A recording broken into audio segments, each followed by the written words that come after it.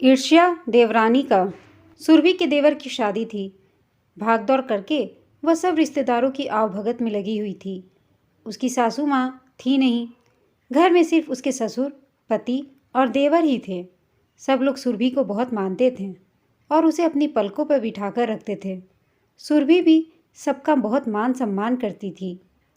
शादी से महीने भर पहले उसकी बुआ सास आ गई थी ताकि सुरभि को सारे रीति रिवाज समझा सके और सुरभि भी पूरे दिल से शादी के सारे रीति रिवाज निभा रही थी। वह शादी के सब कामों में साथ साथ अपनी 3 साल की बेटी रूही को भी संभाल रही थी। बुआ सास तो उसकी प्रशंसा करते नहीं थकती थी। गोरा रंग, बड़ी आंखें और लंबे लहराते बाल, सबको एक नज़र में ही वह भा जाती थी। सुरभि को अपने पास बुलाकर बुआ जी बोली, सुरभि बहू, तुम पर तो मुझे पूरा विश्वास है। तुमने बहुत अच्छे से घर को संभाल लिया है। अब देखो दूसरी बहुरिया कैसी आती है। वह सबसे मिलकर चलती है कि नहीं। आप चिंता ना करें बुआ जी, शालू बहुत प्यारी है और उसका व्यवहार भी बहुत अच्छा है। वो सबसे मिलकर ही चलेगी, सुरभि ने जवाब दिया। धीरे धीरे सब रिश्तेदार आ गए और खूब धूमधाम से सुरभि के देवर अनुज की शादी हो गई और शालू बहू बनकर घर में आ गई। लेकिन शालू ने देखा कि घर में हर कोई सिर्फ सुरभि सुरभि ही रट लगाए रखता है। सब उसकी तारीफ़ों के पुल बांध रहे थे। यह देखकर शालू को थोड़ा अच्छा नहीं लगा। कुछ दिन बाद एक एक करके सब रिश्तेदार वापस अपने अपने घर लौट आए। अब घर पहले की तरह चलने लगा। सुरभि के ससुर जी, उसका पति प्रतीक और देवर अनुज सुबह सुबह ऑफिस चले जाते हैं। अब घर में सिर्फ सुरभि और शालू ही रहते हैं। सुरभि अपनी देवरानी शालू को अपने घर के तौर तरीके समझाती और सबकी पसंद और नापसंद के बारे में बताती। शालू को अपनी जेठानी से बात करके अच्छा लगता। दोनों घंटों बातें करती रहती। लेकिन जब शाम को सब लोग घर आते तो फिर सबकी जुबान पर सिर्फ और सिर्फ सुरभि का ही नाम होता। यह देखकर शालू को सुरभि से थोड़ी ईर्ष्या होने लगी। लेकिन इन सब के बीच सुरभि की बेटी रूही अपनी चाची से बहुत घुल मिल गई थी। पूरा दिन वह अपनी चाची के साथ खेलती रहती और शालू भी उसको बहुत प्यार करती थी।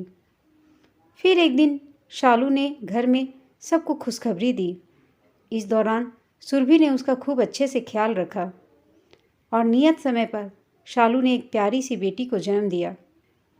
घर में सब बहुत खुश थे। नन्ही परी का सबने खूब धूमधाम से स्वागत किया। शालू भी ऐसा परिवार पाकर खुद को खुशकिस्मत समझ रही थी। अब धीरे धीरे शालू की बेटी भी 2 साल की हो गई थी। घर की दोनों बच्चियां साथ साथ खेलती और साथ साथ खाती। ऐसे ही समय बीत रहा था कि एक दिन सुरभि चक्कर खाकर नीचे गिर पड़ी। डॉक्टर को बुलाया गया तो पता चला कि सुरभि गर्भवती है। वह फिर से माँ बनने वाली है। घर पर सब बहुत खुश थे। अब शालू की बारी थी अपनी जेठानी सुरभि का ख्याल रखने की। लेकिन पता नहीं क्यों शालू सुरभि के लिए कुछ भी करने से कतराती थी, क्योंकि उसके मन में अपनी जेठानी के लिए जलन धीरे धीरे और बढ़ने लगी थी। सुरभि हर तरह से उसे अपने आगे ही दिखती थी, चाहे रूप रंग हो या व्यवहार हो। फिर एक दिन शालू की बड़ी बहन उससे मिलने उसके ससुराल आती है।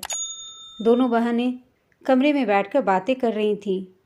सुरभि भी उनके साथ ही बैठी थी, लेकिन कुछ देर के लिए किसी काम से सुरभि को बाहर जाना पड़ा। शाम को सबके घर वापस आने के बाद सबके मुंह पर सुरभि का नाम सुनकर शालू की बहन को बिल्कुल भी अच्छा न लगा। उसने कहा, शालू, तुम्हारी शादी को 4 बरस हो गए, लेकिन अभी तक तुम इस परिवार में अपनी जगह नहीं बना पाई। जिसको देखो सुरभि सुरभि की रट लगाए रखता है। क्या तुम्हें अच्छा लगता है यह सब? नहीं दीदी, सच बोलूं तो मुझसे यह सब बिल्कुल सहन नहीं होता।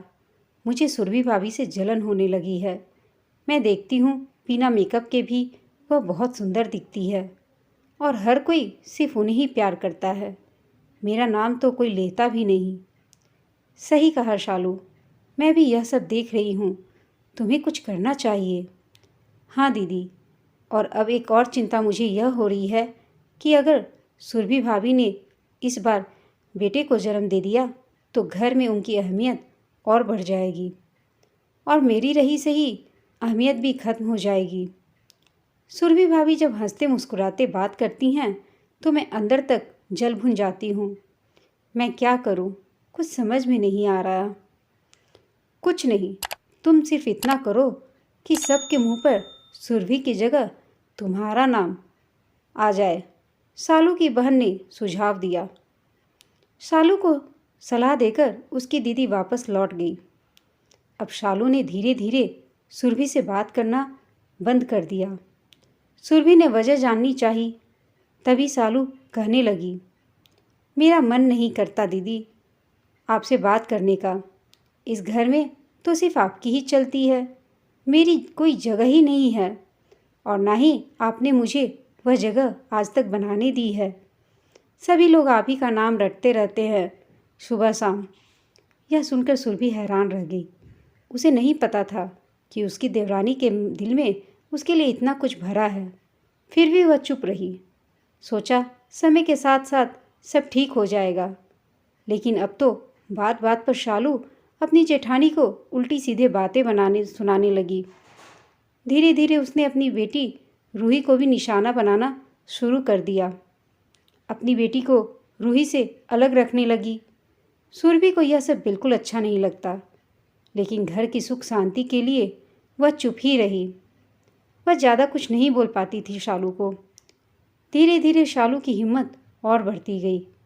सुरभि यह सब बातें घर में किसी को नहीं बताती थी और इसी का फ़ायदा शालू ने उठाया।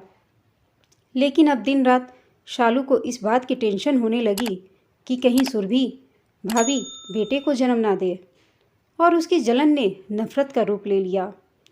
और इसी नफ़रत के चलते एक दिन उसने सुरभि को गिराने का फैसला किया ताकि वह किसी तरह नीचे गिरे और उसका बच्चा भी गिर जाए। सुरभि इन बातों से अनजान थी। एक दिन शालू कोई सीरियल देख रही थी और उसके मन में एक विचार आया।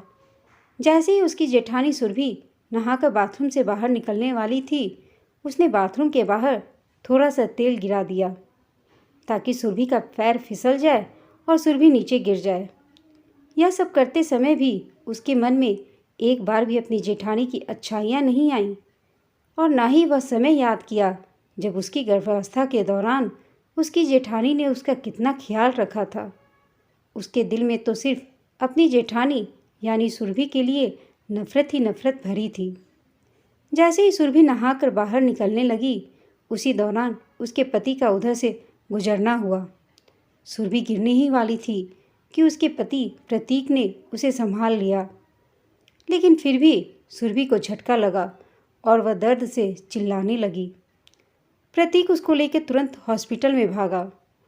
डॉक्टरों ने आनन फानन में ही सुरभि का ऑपरेशन करना पड़ा क्योंकि उसके बच्चे की जान खतरे में आ गई थी।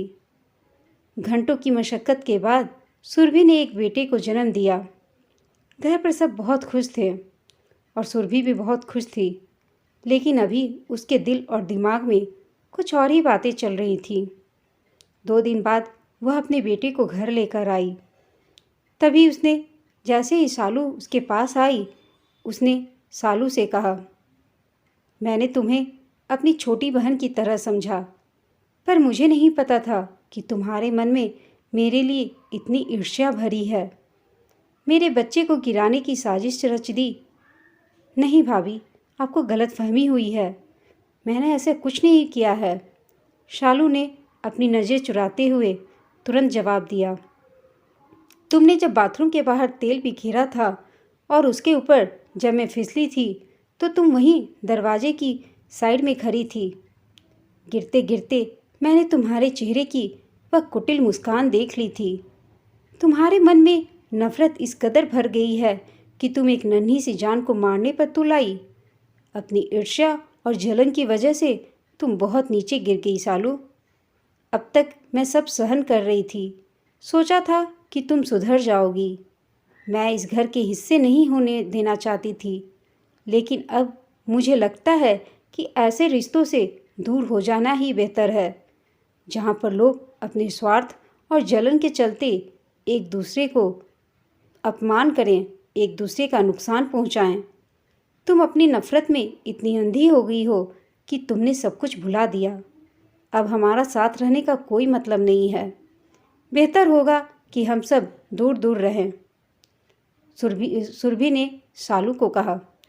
तभी शालू ने भी जवाब दिया, भाभी मुझे माफ़ कर दो, मुझसे गलती हो गई, आगे से ऐसा कुछ नहीं होगा।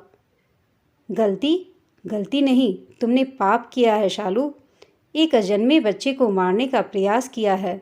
मैं तुम्हें कभी माफ़ नहीं करूँगी। तुरंत सुरभि ने जवाब दिया।